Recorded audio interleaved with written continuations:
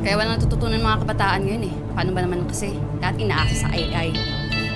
AI na yan. Tsaka yung Anton na yan, balita ko, sikat sa school yan ah. Paano ba naman kasi? Bully. Alibhasa, yung nanay niya kasi, kaibigan ng principal, kaya laging absuelto. Naku anak, basta maipasa lang niya yung subject ko. Ay nako, sobrang saya ko na para na rin akong nanalo bilang teacher niya. Mahal, tingin ko naman mas problema niyo yung principal yung mainit yung dugo sa'yo. Eh, parang wala na sa lugar eh. Basta kung anong sinasabi ng principal, sinusunod ko na lang, mahal. Ayoko naman na magkaroon pa kami ng samaan ng loob na dalawa. Eto na ang karne para sa karinderya. Salamat naman at dumating ka na. Kanina pa kita iniintay.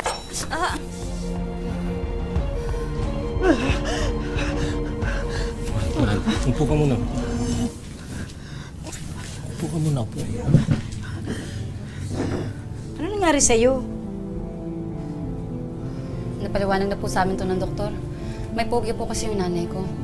Kaya sa tuwing nakakita po siya ng dugo, yun po yung nagkakos kaya siya nahihimatay. May sakit din kasi siya sa puso. Kaya di pwedeng natitrigger yung mga phobia niya eh.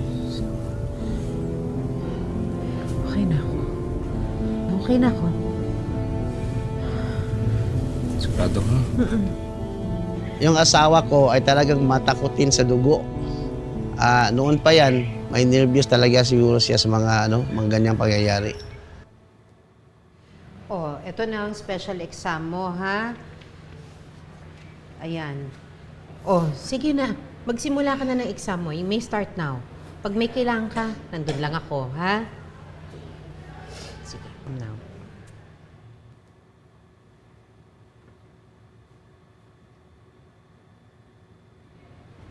Oh. Sige na, magsimula ka na. Apo.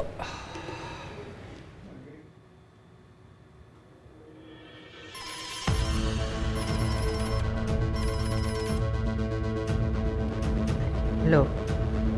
Ha? Hindi. Hindi. Oo, mamaya. Oo. Sandali. Anton, ano yan? Tawagan kita. Oh, Yan. Kodigo ba yan? hindi po. Anton, akin Wala na. po, wala. Akin na. Wala nga eh. Akin na yan. Wala nga. Kodigo yan? Hindi po. Akin na yan. Hindi po. Bigay mo sa akin. Anong ginawa mo? Bakit mo nilunok? Binigyan na nga kita ng pagkakataon eh. Dadayain mo pa? Ano ka ba? Huwag mo na tapusin yung exam mo na yan. Dadalhin na kita sa principal's Pagkain office. lang to, Halika, di na- halika dito. Go. Bye-bye, sige. Sumama ka sa akin. Principal! Halika. Dito sa principal's office. Sumama ka. Ay! Huwag ka mandadaya. Hoy! Ba't sinisigaw mo si Bena Obra? Principal, ay, buti ho dumating ho kayo eh. Tagal na ho ako pinag-iinitan ni Ma'am Manzanera eh. Hindi totoo yan, ma'am. Binigyan ko siya ng special exam para makabawi. Dahil nakita ko, nandaya siya sa essay niya, gumamit siya ng AI. O pagkatapos ngayon, nakita ko ng daya-daya ulit. Meron siyang kodigo. Ma'am, ang totoo po eh, matagal na po kasi talaga ako pinag-iinitan ni Ma'am Manzanera Teka, hindi eh. totoo yan, ha? Nagsisinungaling ka. Teka. Wala ka naman palang ebidensyang may kodigo siya eh. Mag-usap tayo mamaya sa opisina ko. Ma'am, sandali, maniwala naman kayo sa akin. Makinig muna kayo sa akin. O, kita... Ma'am, kita mo? Kita mo? Ayun yung kodigo, ma'am. Sabi ko sa inyo eh. Teka lang! Ano ba Diba? Kaya talaga itong batang to eh. Sobra. Halika, kita mo? Teka, Ma'am, kita mo? Ay, nako. Dadali na kita sa clinic. Ay, sumatulungan niyo po ako. Bilisan mo yan. Nagkakasakit na ho ako. Halika na. Doon sa clinic. Dadali na sa clinic.